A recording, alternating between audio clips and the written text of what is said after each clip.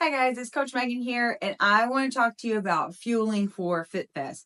It is about a week away, and you probably won't be able to improve your fitness between now and then, but something you can do to give yourself a leg up on your competition or on the underfueled version of yourself is to think about what you're eating and drinking this week.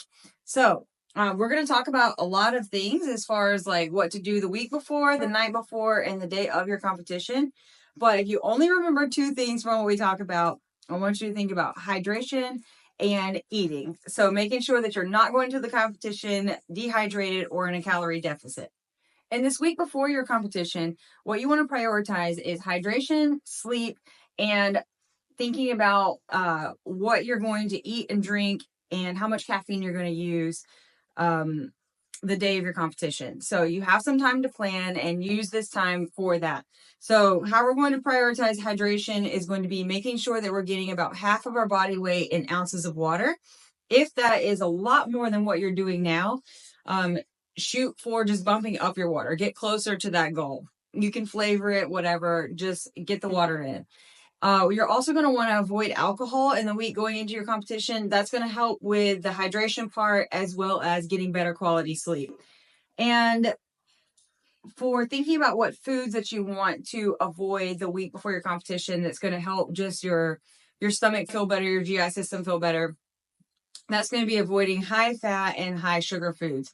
So the night before the competition, we want to make sure that you are not underfueled. So we're making sure that you've eaten enough during the day, and that last meal before the day of the competition, we want to make sure that you're getting enough carbs. So when you look down at your plate, it's going to be, I don't think you can probably see in here, but like at least half of it is going to be carbohydrates. So that's going to be like rice, potatoes, pasta, bread, quinoa, any of those things work. And then the other half of your plate is going to be split between a lean protein and some low fiber vegetables. So that can be things like salad, cucumbers, maybe zucchini, something like that. Meals that we enjoy are something like this, which is like salmon and rice and vegetables, or maybe hibachi, or something like a spaghetti dinner.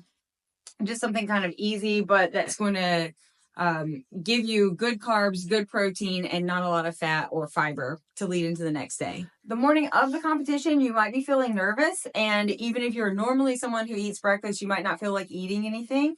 But it's really important that you get those carbs and protein in. I know that I've said that over and over, but that's what I want to focus on in these meals that are going to help your body perform at these high intensity levels that you're asking for. So we can do something simple like maybe protein pancakes with some syrup and a little bit of peanut butter.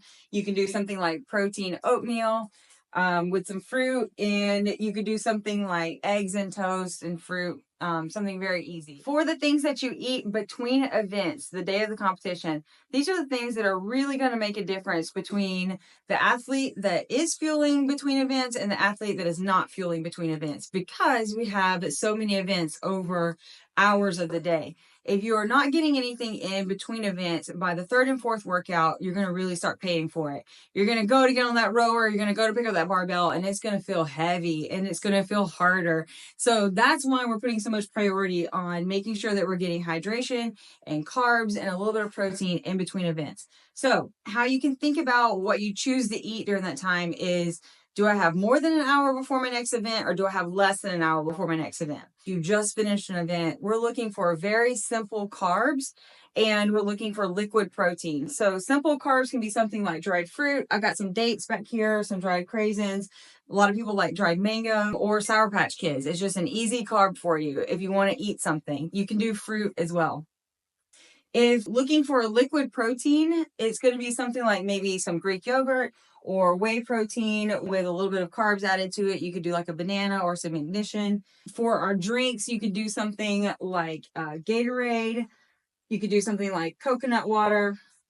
You could do liquid IV. Those are going to all help you with hydration and getting in more carbs without having to eat more, which is really nice. If you have more than an hour before your next event and you're feeling hungry, it's really nice to have something a little bit more substantial than the quick carbs and the liquid protein that you've been eating all day.